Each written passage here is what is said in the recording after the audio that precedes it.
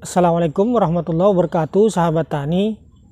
Kita jumpa kembali bersama Abah Junaidi Sahid, penyuluh pertanian swadaya Kabupaten Situbondo. Kali ini saya akan menerangkan beberapa formula yang ditemukan pada tahun 2016 yang lalu. Banyak macamnya, diantaranya adalah ada Jakaba, ada pestisida nabati, dan yang kali ini yang akan saya bagikan pada teman-teman yaitu bagaimana cara membuat KMO, krokot merah oke.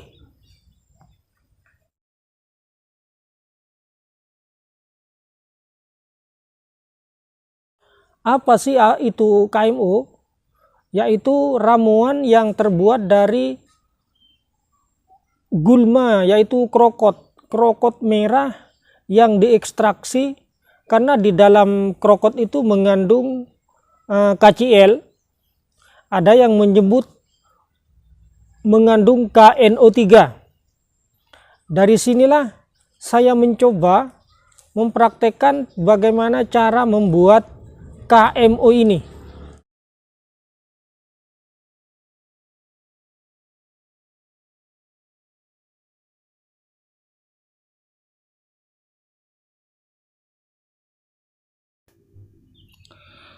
Krokot mengandung garam kalium, KCl, KSO4, KNO3, noradrenalin, dopanin, dupa, nikotin asid, tanin, saponin, vitamin A, B, dan C. Secara tradisional, gulma krokot ini dapat digunakan sebagai obat alternatif untuk penyakit kulit, borok, bisul, radang kulit, dan kudis, dan dijadikan obat diare yang diakibatkan oleh bakteri E. coli. Akan tetapi, yang akan dibahas di sini yaitu bagaimana caranya krokot merah ini dapat dijadikan pupuk organik cair yang mengandung KCl, KNO3. Dari penelitian kami di lapangan sejak tahun 2016 yang lalu, ternyata KMO ini sangat cocok diaplikasikan pada waktu peralihan masa vegetatif ke masa generatif. Misalkan tanaman padi, KMO ini sangat baik diaplikasikan pada usia 30 hari setelah tanam hingga usia 60 hari setelah tanam. Misalkan pada tanaman bawang merah diaplikasikan pada usia 25 hari setelah tanam sampai 40 hari setelah tanam. Khusus tanaman sayur yang dimanfaatkan daunnya seperti bayam, kangkung, brokoli, kubis, dan semacamnya, ini bisa diaplikasikan sejak usia 7 hari setelah tanam hingga panen, interval seminggu 2 kali. Pertama kali KMO ini saya uji cobakan pada tanaman tembakau, karena sebelumnya saya ikut pelatihan soal kualitas tembakau yang baik, yaitu harus diaplikasikan KNO3.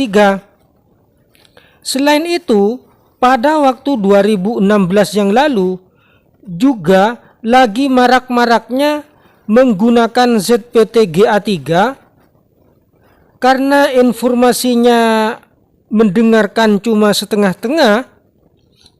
Alhasil tanamannya para petani di sini cuma tinggi tapi kurus. Sejak itulah saya mencoba membuat ramuan dari krokot merah ini dijadikan POC yang mengandung KNO3 sebagai penyeimbang gibberellin acid atau GA3. Setelah terjadi pada uji coba pertama, yaitu pada tanaman tembakau, Alhamdulillah, setelah panen, kering dijemur, warnanya cerah, aromanya khas, dan daun tembakau yang beruntu bisa hilang oleh KMO. Dalam tulisan jurnal lain menyebutkan bahwa daun krokot banyak mengandung asam oksalat. Lalu dari mana jika menyebutkan bahwa KMO, krokot merah oke, atau krokot memang oke, itu mengandung KNO3?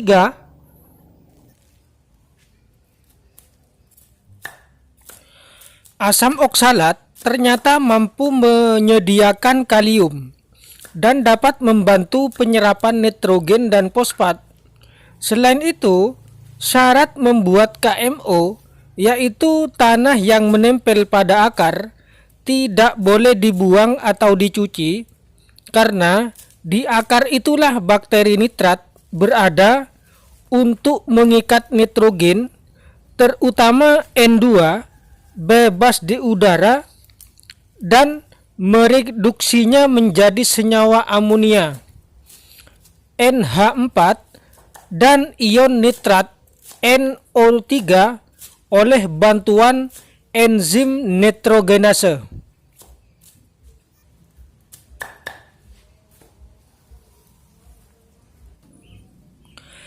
Sekarang masuk pada tahap praktek pembuatan KMO, krokot memang oke atau krokot merah oke.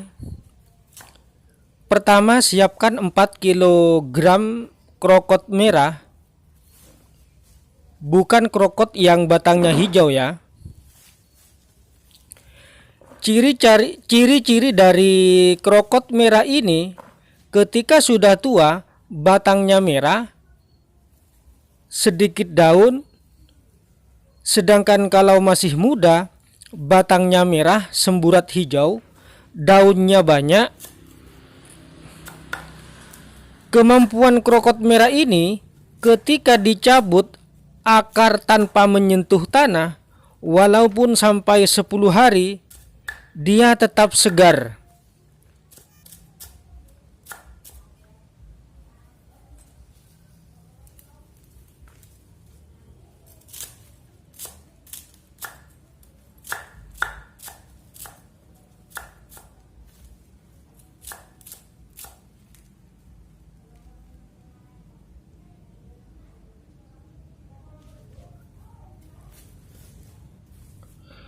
Kedua, siapkan bekatul yang dikasih air 10 liter atau bisa diganti dengan menggunakan air leri atau air cucian beras. Nomor 3, menggunakan starter biorumen. Jika tidak mempunyai biorumen, tidak usah pakai yang lain atau tidak usah digantikan dengan yang lain. Nomor 4, ragi tape 4 butir atau menggunakan tapenya setengah kilogram. Nomor 5, air kelapa 5 liter. Nomor 6, buah nanas 1 biji. Maksud dari menggunakan nanas supaya aromanya bau nanas, karena KMO ini tergolong VOC yang bau. Nomor 7, gula pasir atau gula merah setengah kilogram.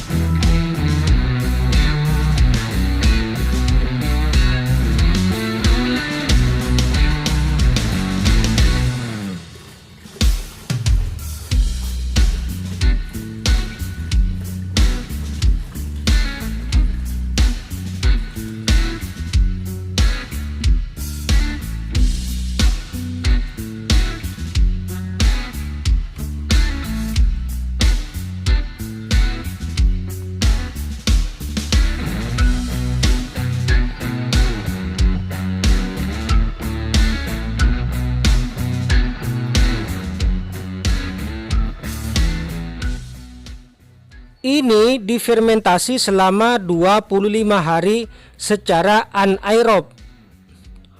Untuk minggu pertama harus diaduk-aduk tiap hari supaya gasnya keluar.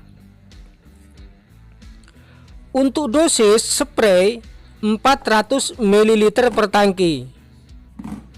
Sedangkan dosis kocor 1:10.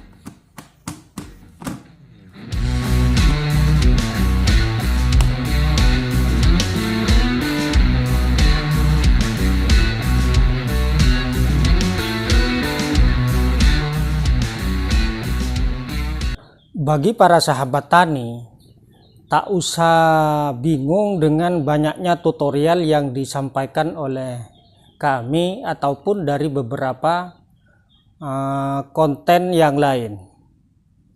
Karena apa yang saya sampaikan ini adalah sebagai hasanah keilmuan, supaya banyak wawasan,